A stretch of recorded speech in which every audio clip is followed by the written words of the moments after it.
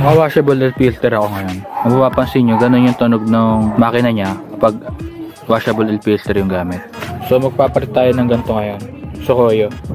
Magkakaroon ng pagbabago sa tunog ng makina niya pag nire-rev ko siya.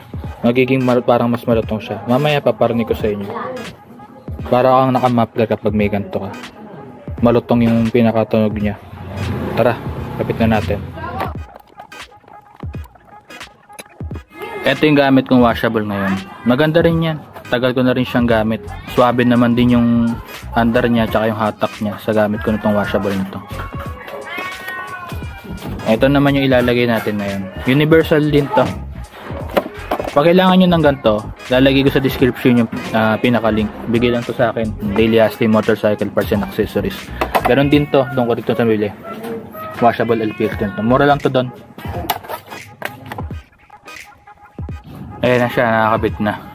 Sinagad ko na siya hanggang dito kasi tumatama dito. Pero okay lang yan kasi kapag nilagay ko pa naman to, dito naman siya, maluwang pa naman. Buwan ko ng nakaganto lang, walang takip. Tingnan natin kung may pagbabago sa tunog.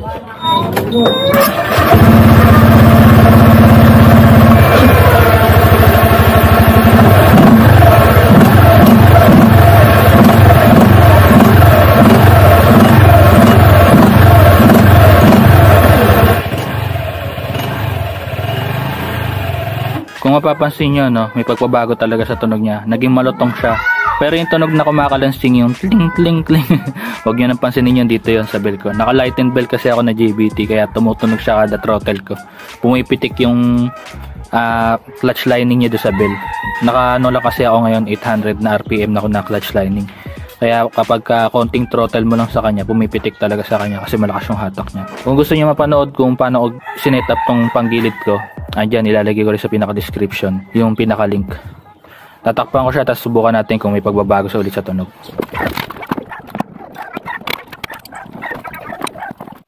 Ayan, nakakabit na. Try natin na may takip na siya kung may pagbabago sa tunog.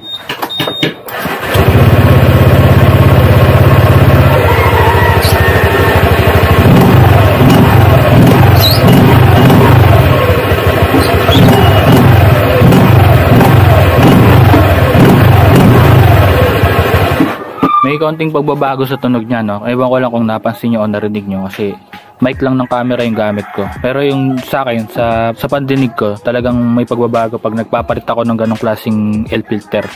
Nagiging mas malutong siya. Pag kada throttle ko, para ako naka-muffler yung tunog niya. Baga parang naririnig na yung every rev ko kasi naka-stock muffler tayo eh.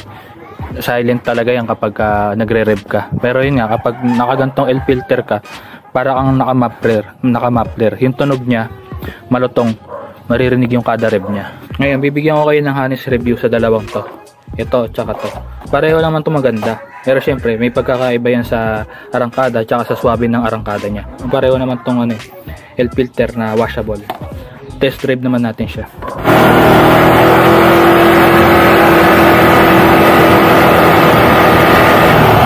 Maganda naman, swabe yung arangkada niya. Halos wala naman naging diferensya doon sa dati kong washable air filter.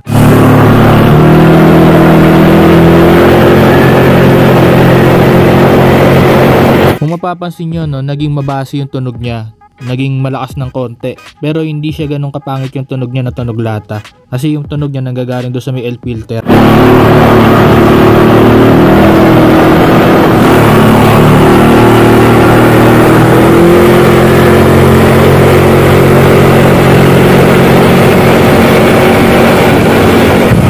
So far so good, maganda pa rin yung response niya sa throttle ko. Talagang maganda yung arangkada pag naka-washable air filter ka. Tipid na rin to.